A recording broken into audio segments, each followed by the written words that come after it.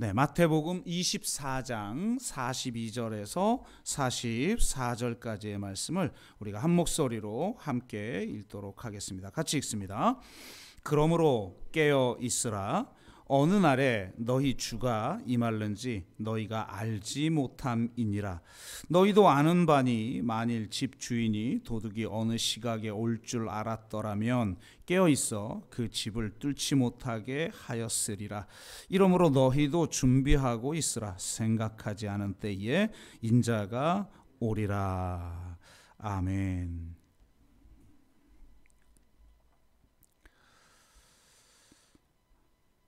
네, 오늘은 대림절 첫 번째 주일입니다. 수요 영성 집회 때 마태복음 24장 본문이 나와서 왜 이런 본문이었을까 이렇게 생각해 보니까 이제 대림절이 시작되더라고요.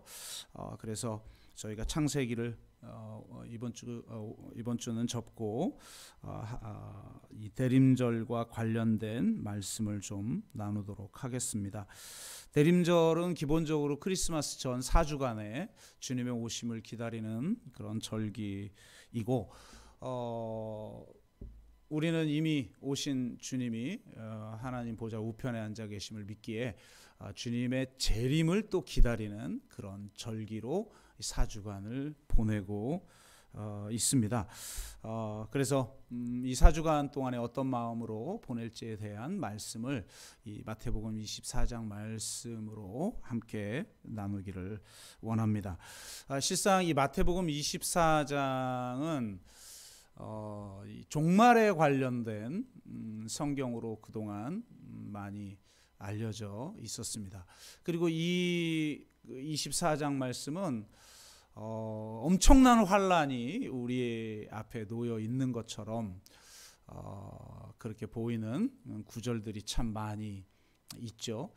저도 신앙생활 하면서 이 24장에 대한 설교를 들으면서 굉장히 두려운 마음을 많이 가졌습니다. 특히 세대주의적인 그런 어떤 종말론의 영향을 많이 한국 교회가 받고 있기 때문에 특히 휴거라든지 막 이런 것에 대한 책들을 좀 읽어보면 두렵죠. 휴거가 되면 괜찮은데 안 되고 남아있는 사람들에게 어마어마한 환란이 기다렸다가 뒤늦게 다시 이제 뭐 휴거를 받는 막 이런 내용들, 특히 공포를 조장하는 막 이런 내용들을 보다 보면 굉장히 경각심을 또 갖게 되어지는데, 이런 공포 마케팅 같은 종말론은 성경적이지가 않죠. 일단 그 휴거라는 의미가 원래 그런 의미도 아닐 뿐더러 그런 한번 휴거 못된 사람이 대환란을 겪고 이후에 다시 이제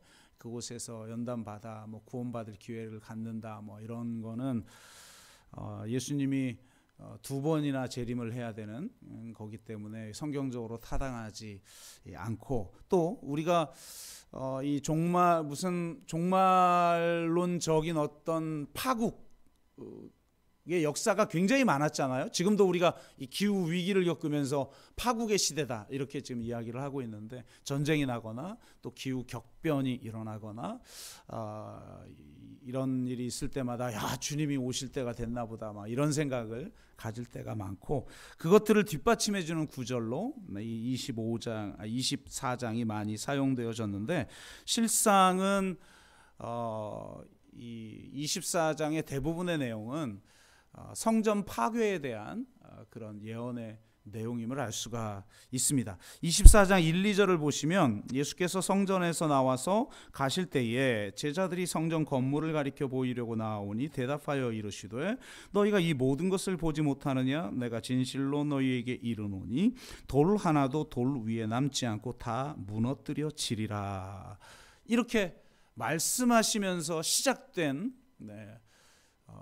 장입니다. 24장은 너무나 엄청난 이야기죠. 여러분, 유대인들에게 성전은 어떤 존재입니까? 진짜 하나님의 집이라고 믿었던 그런 곳이 돌 위에 돌 하나 남지 않고 무너진다? 이건 너무나 엄청난 이야기죠. 그래서 제자들이 감람산 위에 앉아 계시는 예수님께 조용히 와서 물어요. 3절 우리에게 이르소서 어느 때에 이런 일이 있겠사오며 또 주의 임하심과 세상 끝에는 무슨 징조가 있사오리까. 이렇게 질문을 합니다.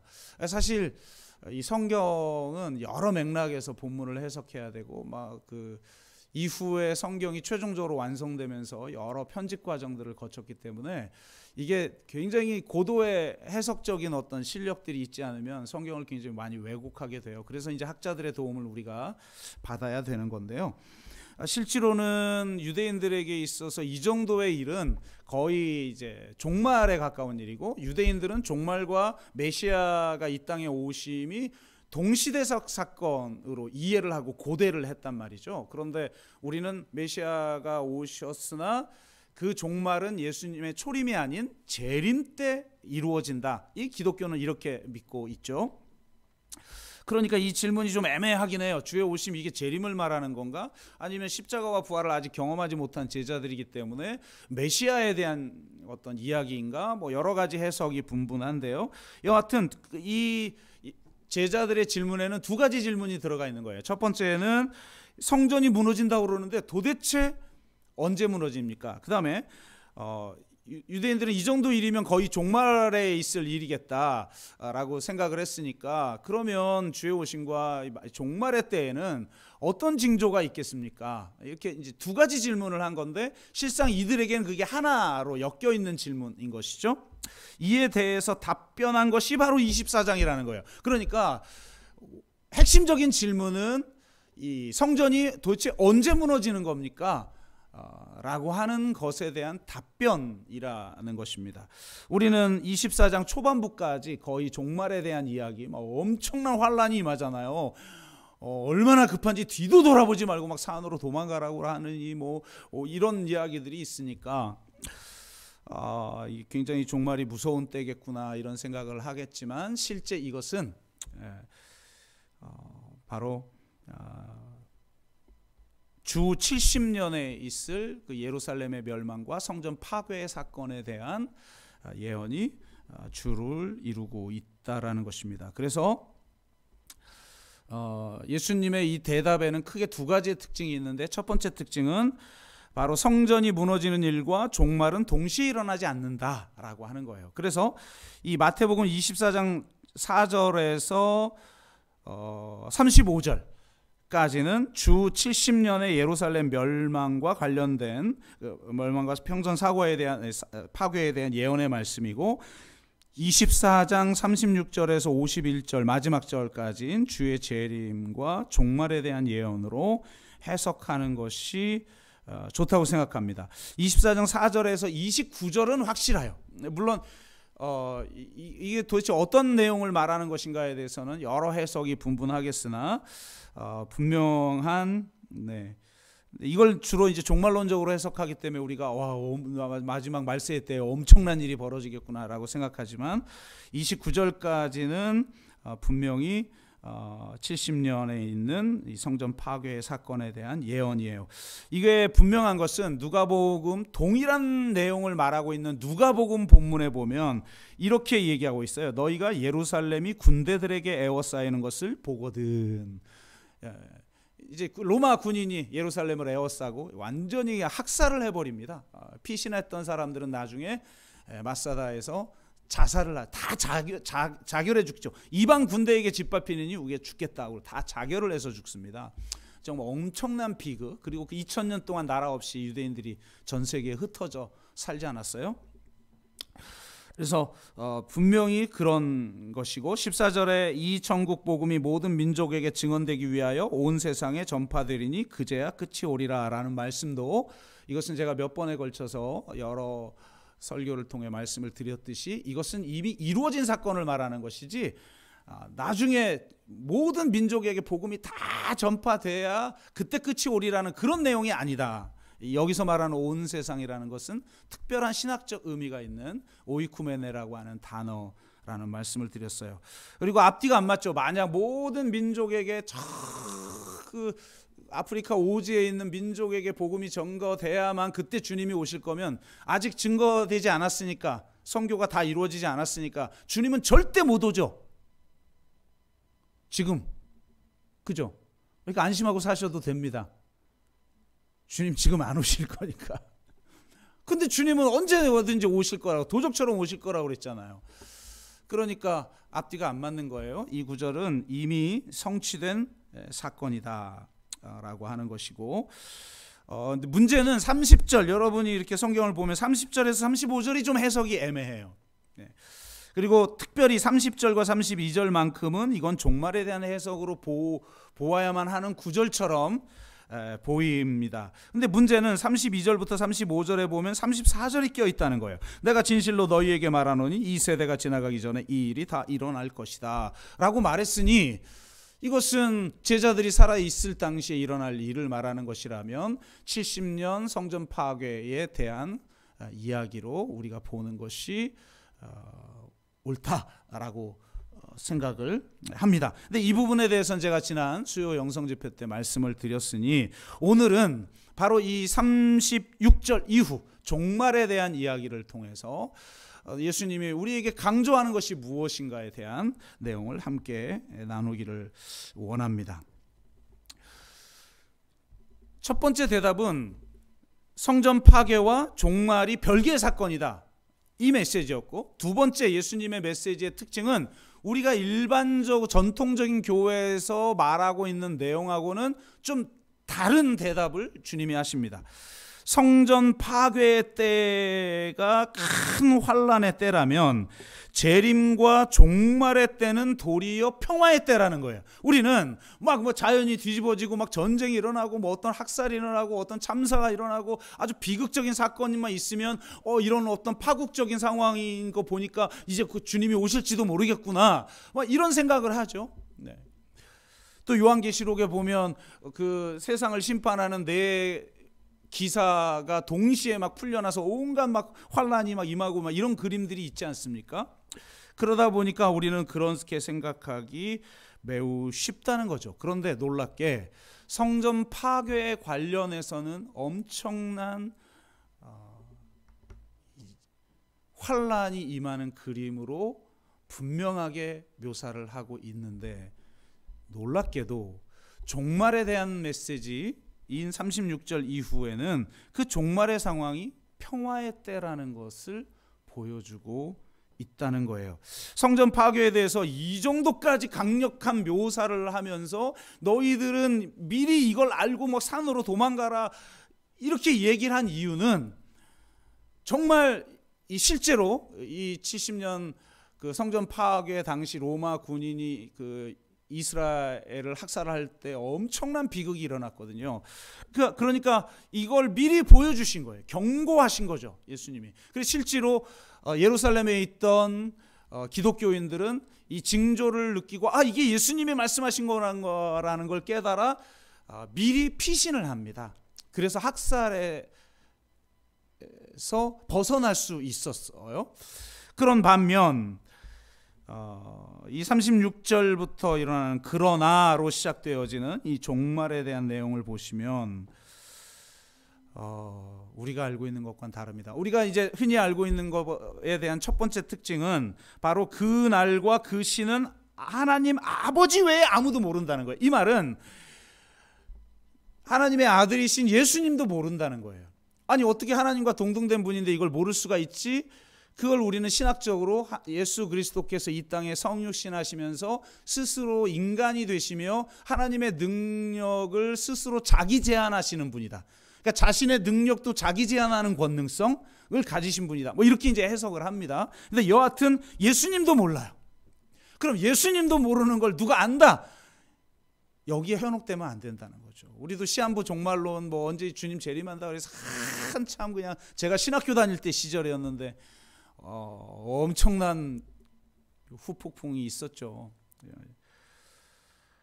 진짜 그 다미성교회 그 대표가 신학교에 와가지고 특강까지 하고 거기서 우리 신학교에 아주 전설적인 인물이 하나 있거든요. 마징가라고 별명이 있는데 거의 뭐 아놀드 슈와이츠제네거 같은 성경을 들고 다니는 게 아니라 늘 아령을 들고 다니는 아주 이상한 분이 있었는데, 그분이 그분한테 막 손을 들더니 질문 있다고.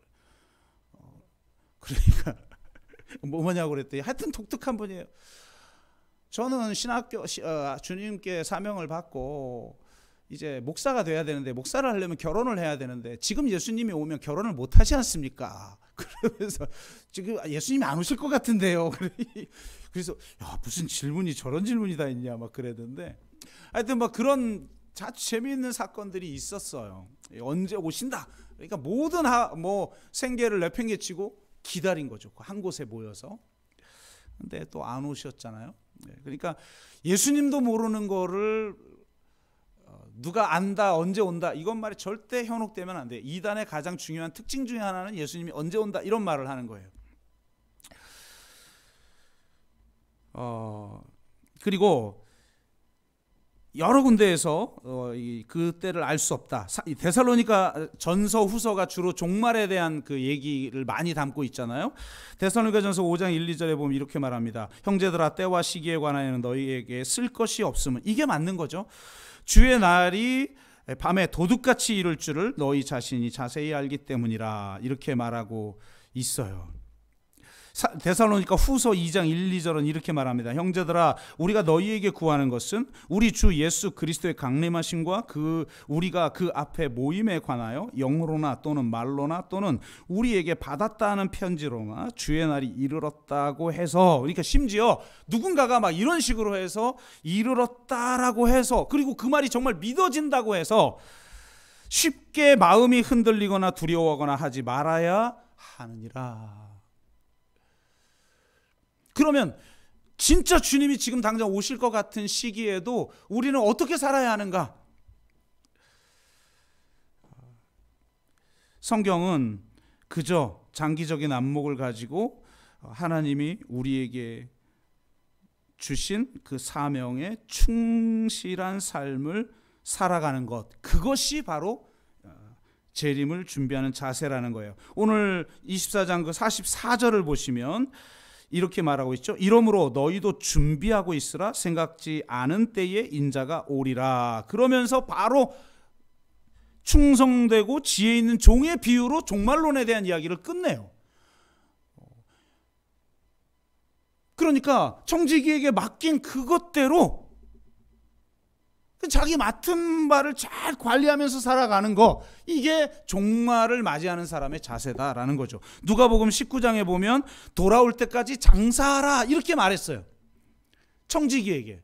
그러면 청지기가 해야 할 일은 그냥 맡긴 그것을 가지고 장사하는 거죠. 그러니까 우리 영적인 일을 말하면 성령의 열매들을, 또 우리 하나님이 맡기신 사명의 열매들을 맺는 일에 충성하는 것, 바로 이것이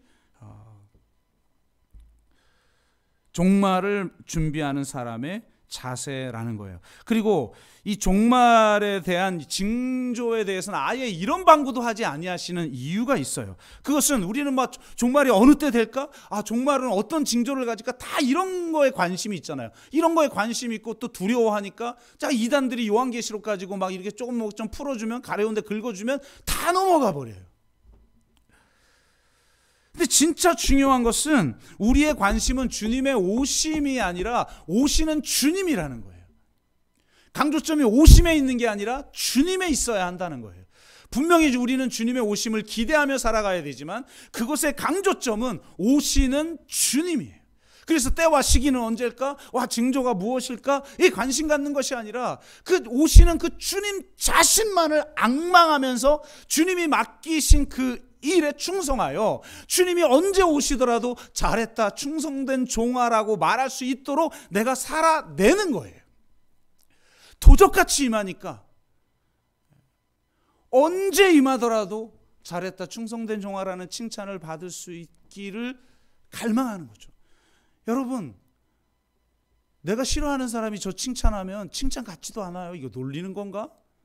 근데 내가 진짜 사랑하는 그분에게 받는 칭찬, 내가 진짜로 사모하고 갈망하는 그분이 주시는 면류관, 그것이야말로 값 있는 것 아니겠어요? 그래서 진짜 중요한 것은 바로 그 예수님 자신에게 우리가 관심을 갖는 것이다 라는 것이에요.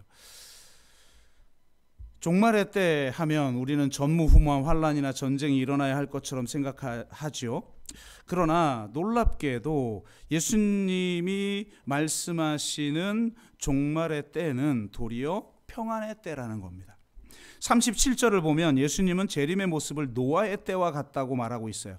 여러분, 노아의 때 그럼 우리는 막 홍수 심판, 그건 심판의 시점이고, 심판이 주님이 재림하면 그건 끝나는 거예요. 그건 심판인 거고, 심판이 있기 전에 어떤 징조가 있을 것인가의 문제를 봤을 때 여러분, 노아 홍수 사건이 있기 전까지 세상은 어떠했냔 말이에요.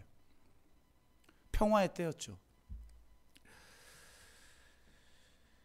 전례 없는 재난이나 징조가 있었던 것이 아니라 일상적인 일에 철저히 침잠해 있는 시기였어요. 그래서 38, 39절은 이렇게 묘사를 합니다. 홍수 전에 노아가 방주에 들어가던 날까지 사람들이 뭐 했는지 보세요.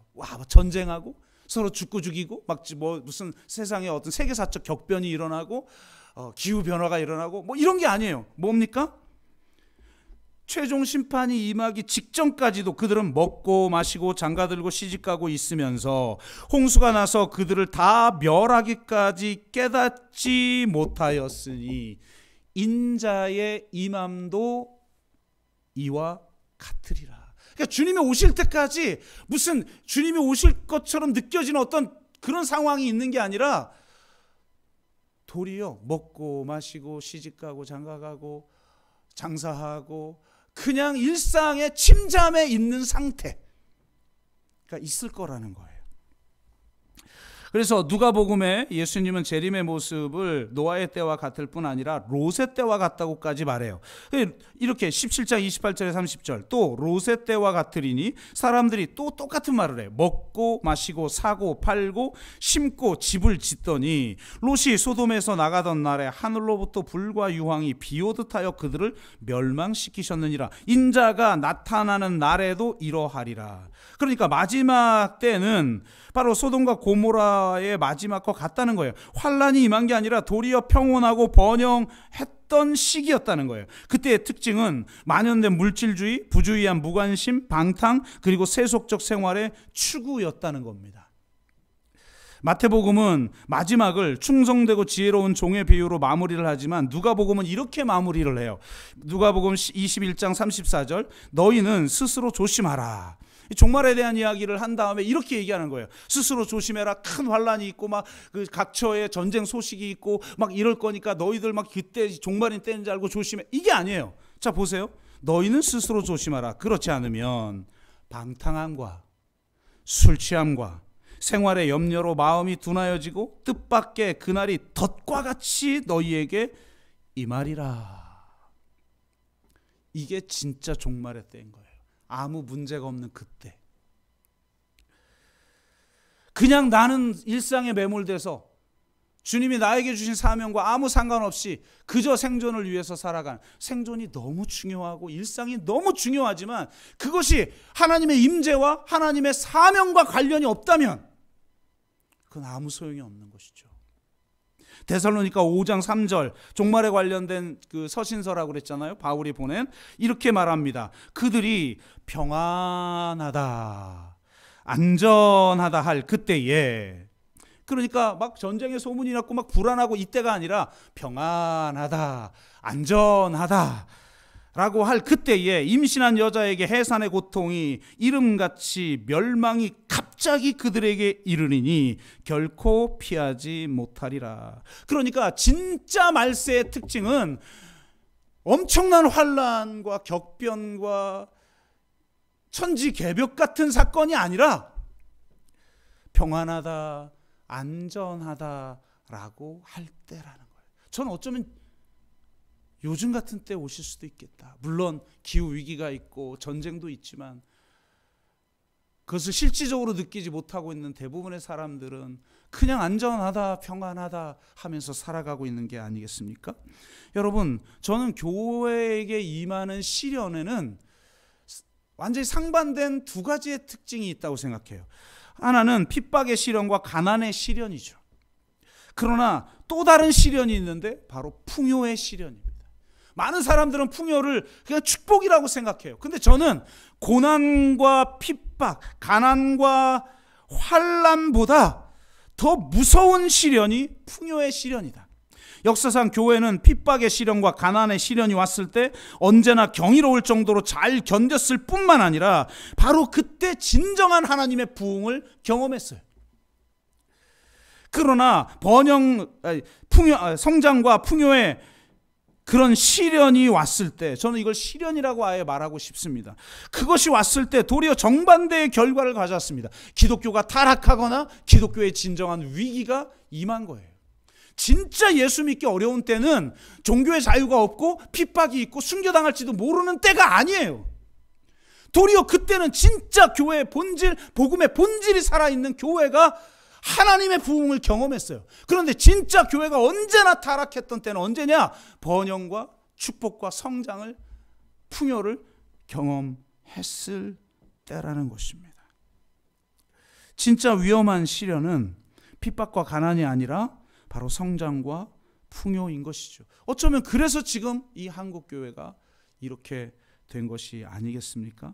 마지막 때에 교회가 진짜 견뎌야 할 시련은 바로 내가 안전하다, 내가 평안하다라고 말할 수 있는 그런 때인 거예요.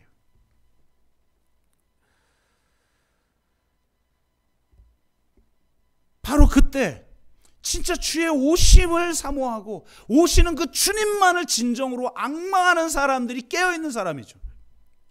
그러니까 보세요. 잘 보세요. 환란이 오면 깨어있죠. 여러분, 지금 적군이 쳐들어온다. 깨어있어요. 도둑이 그때 못 들어와요. 안전하다, 안심하다 하면서 그냥 영적으로 잠들어 있을 때, 그때 도적같이 오시는 거죠. 진정한 준비란 이때야말로 더 위험한 때구나라는 것을 깨달아 우리가 정말 진짜 우리가 주의 오심을 앙망하고 있는가? 우리가 오시는 그 주님만을 고대하고 있는가? 그것이 바로 진정한 종말론적 자세라는 거예요. 그래서 그 주님이 지금 오셔도 내가 부끄러움 없이 주님의 사명에 충성하고 있다라는 것을 하나님 앞에 보이고 있는가? 저는 점점 더 기독교가 저는 소종파가 될 것이고 더 어려워질 거라고 저는 생각해요. 그렇게 생각해요. 그러니까 탈성장 교회라는 책을 지금 쓰고 있는 거죠. 이제는 그 현실을 받아들여야 될 뿐만 아니라 진짜 번영과 진짜 성장과 진정한 풍요가 그때가 진짜 위기구나 라는 걸 깨닫고 우리가 과연 이 핍박과 환난과 가난의 시절, 초기 교회 같은 그렇게 핍박받는 그 시절에 정말 순교할 과거를 하고 그 지하 카타콤에 모여서 정말 예배드리던 그런 간절함들이 과연 우리에게 있는가?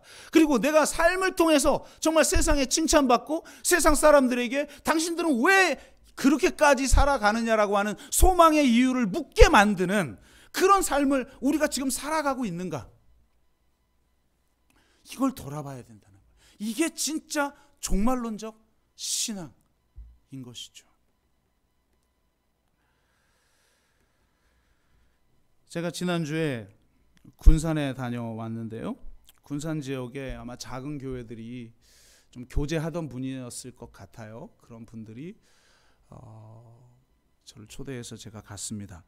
서울의 예장 통합 사회적 경제 센터에 제가 특강을 한번 했는데 거기에 참여했던 분이 이 군산에 있는 분들이 꼭 이걸 좀 들었으면 좋겠다 해서 제가 지난주에 갔는데 이 작은 교회들이더라고요. 물론 제가 강의한 데는 그래도 어느 정도 자립할 수 있는 규모의 교회였는데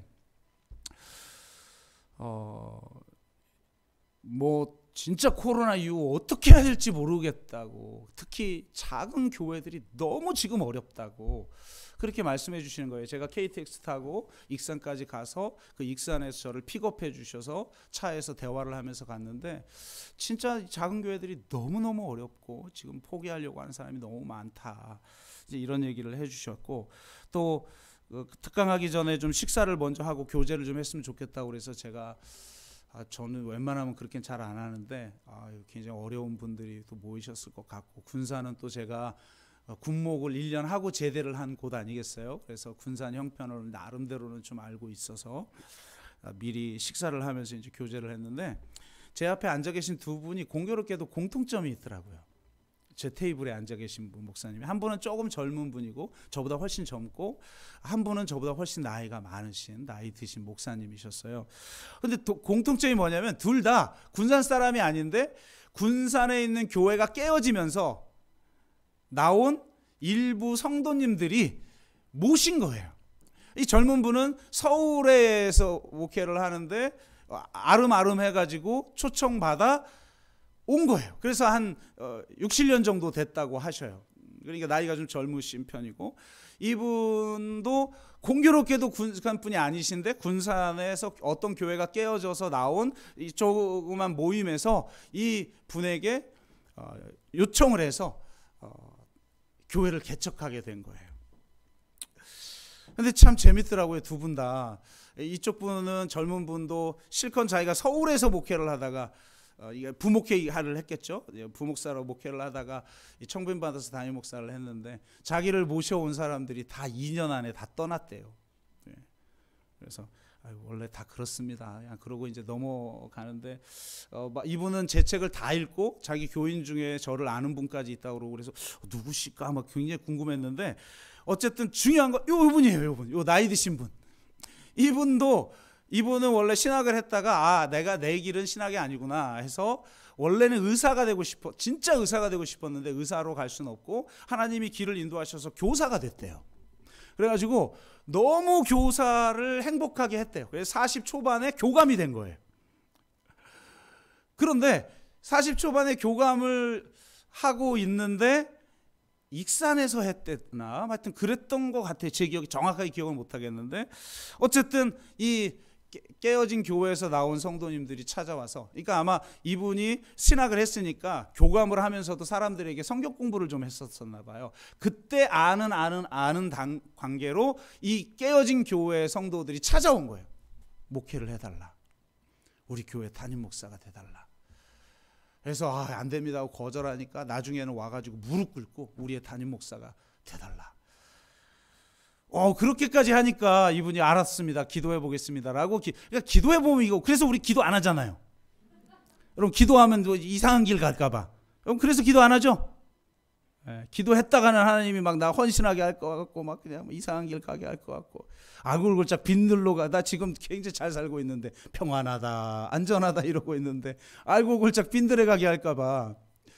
근데 이분이 기도를 한 거야. 기도하지 말았어야 되는데 기도를 했는데 가라, 이런 응답이 온 것 같대요. 그래서 아내에게 얘기를 했더니, 이거 하나님이 응답을 해주셨다고 하니 이거 거절할 수는 없으나, 그러나 지금 개척 그 작은 몇 명 모여가지고 하는 그 교회, 뭐 대형 교회에서 부른 것도 아니고, 그러니까 제안을 했대요. 여보, 우리가 조금만 더 있으면 연금을 받을 수 있는 연수가 되지 않냐. 그러면 그냥 성경 공부만 시키다가 연수가 되면 그때 담임 목사로 가자.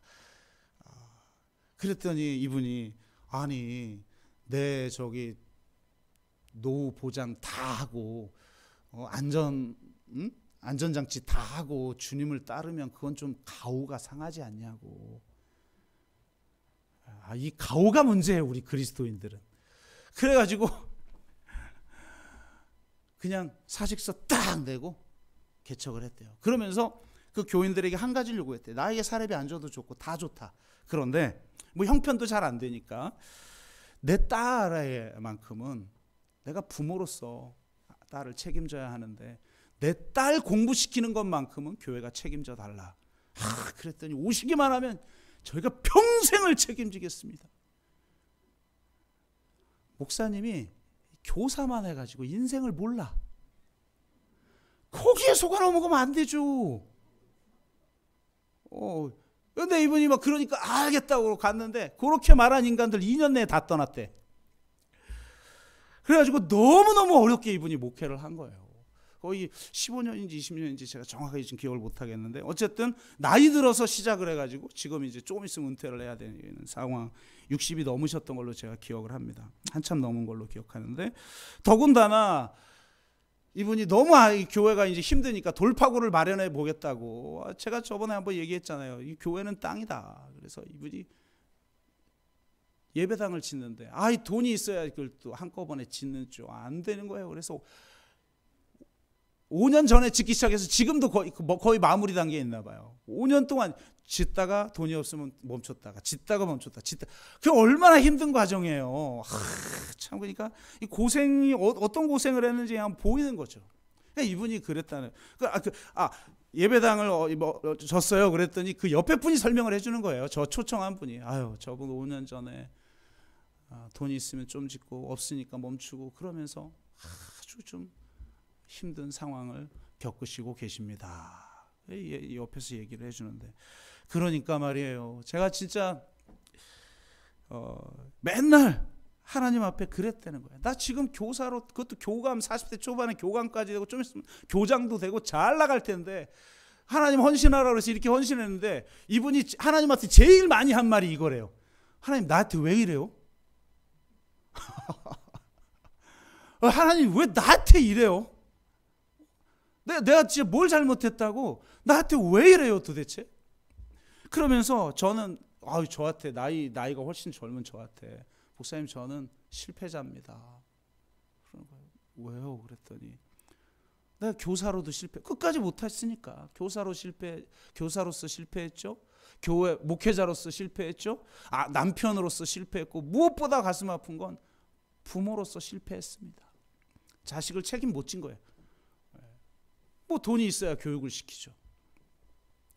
그러니까 저는 실패자입니다. 늘 그냥 하나님 나한테 왜 이러냐고 이런 기도밖에 드릴 수 없었다고. 그 얘기를 듣는데 밥이 안 넘어가는 거예요. 이 군산에 이런 분들이 얼마나 많을 거냔 말이에요. 지금 시대가 안 되는 시대니까 교회가. 그런데 그런 것들을 옆에서 이제 같이 참 많이 힘들어 하셨어요 하고 옆에 목사님이 얘기를 하는데, 근데 여기서 끝난 게 아니라는 거예요. 여기서 끝났으면 제가 이 얘기를 했겠습니까? 이 목사님이, 목사님 내가 나중에 얘기해 줄게 자세히. 그런데 얼마 전까지도 이랬는데, 이분하고 만나고 나서 요 세미나가 있기 사이에 벌어진 일을 얘기를 하는데, 이분이 교사셨잖아요. 놀라운 건 그 교사 때 아이들이 이제 다 커가지고 어느 정도 사회에 중견이 된 거예요. 그러니까 이분이 개척을 하면서 힘들고 예배당을 지려고 하는데 힘들다는 소식이 어떻게 전해졌는지 그의 제자들이 모여서 힘을 모아가지고 돈을 모아서 돈 봉투를 가져왔다는 거예요. 그리고 어떤 제자는 돈 그동안 모아가지고 힘들게 살았으니까 이제 좋은 집 얻을 차례잖아요. 그래서 돈 모아가지고 좋은 집 계약을 하려고 그랬는데 이 목사님 얘기를 들은 거예요. 그래서 기도하면 안 되는데, 이분이 또 이제 기도를 하고 하나님이 그를 도우라는 감동을 주셨는지 세상에 좋은 집 계약할 걸 앞두고 더 작은 집으로 이사를 가고 남는 그 금액, 보증금을 들고 온 거예요. 목사님. 그때는 선생님이었죠. 선생님. 그때 우리를 신앙적으로 훈련시켜 주셨잖아요. 하면서 그 사이에 찾아오고, 놀라운 건 그 딸이 혼자 공부를 해가지고 의사가 된 거예요. 자기가 되고 싶었던 그 의사를 딸이 이번에 그 사이에 벌어진 일인 거죠. 그러니까 전에 저를 초청한 목사님과 이분이 만난 그 짧은 사이에 벌어진 일들이에요. 그러면서 자기가 맨날 하나님 나한테 왜 이러냐고, 왜 나한테 이렇게까지 하냐고 그렇게만 얘기를 했는데, 이런 도움이 있는 걸 보고, 그거에 뭐 당장 문제를 다 해결할 수 있는 정도는 아니겠죠. 그런데 그 일을 경험하면서 내가 진짜 이러다 망할 수도 있겠는데, 내가 망하더라도 하나님 앞에 하나님 나한테 왜 이래요가 아니라, 하나님 당신 사랑합니다. 하나님 난 당신만 기대합니다. 하나님 우리 주님 당신만으로 족합니다. 내가 이렇게 반응하기를 하나님이 원하셨다라는 걸 깨달았다는 거예요. 또 제가 다음에 갔을 때 망했을 수도 있겠죠. 그 몇 번의 도움 가지고 해결될 규모가 아니잖아요, 교회 건축은. 그러나 또 잘 될 수도 있겠죠. 그러나 어떻게 되든 상관없이 내가 정말 우리 주님 한 분만을 앙망하고 그분만을 기대하라고 하시는 것 같아요. 그 나이 드신 목사님이. 이것이야말로 우리가 진정으로 종말론적 삶을 살아가는 삶의 가장 중요한 자세 아니겠냔 말이에요. 우리가 결론을 맺지만 정말 무기력에 빠져 있을 때, 뭘 해야 될지 모르겠을 때, 불안할 때, 그리고 하나님 도대체 나한테 왜 그래요? 라고 부르짖을 수밖에 없는 어떤 어려움에 있을 때, 혹은 심지어는 평안하다, 안전하다라고 하고 있을 어떤 때든지, 그런 때와 상관없이 우리는 정말 주의 오심을 기다리고 있는가? 무엇보다 오시는 그 주님만을 앙망하고 있는가? 주님만으로 족합니다. 당신 앞에 내가 최선을 다했고 내가 충성된 종이었다면 그것으로 족합니다. 실패했어도. 아멘. 그러니까 우리가 정말 그런 자세로 지금 여기에서 돌아올 때까지 장사하라고 맡기신 그 사명들을, 내 일상들을 그렇게 살아가고 있는가? 진짜 대림절에 우리가 정말 가져야 될 자세는 주님만을 앙망하는 것. 주의 오심보다 더 중요한 것은 오시는 주님입니다. 그 주님만으로 된다고. 내가 실패를 할 수도 있고 혹은 또 은혜로 성공을 할 수도 있겠으나 내가 주에 맡기신 사명들을 내 삶 속에서 또 교회 공동체 안에서 온전히 감당하며 살아가는 삶, 그것이 바로 종말론적 삶인 줄로 믿습니다. 저와 여러분 모두가 그렇게 살아내기를 주의 이름으로 축복합니다.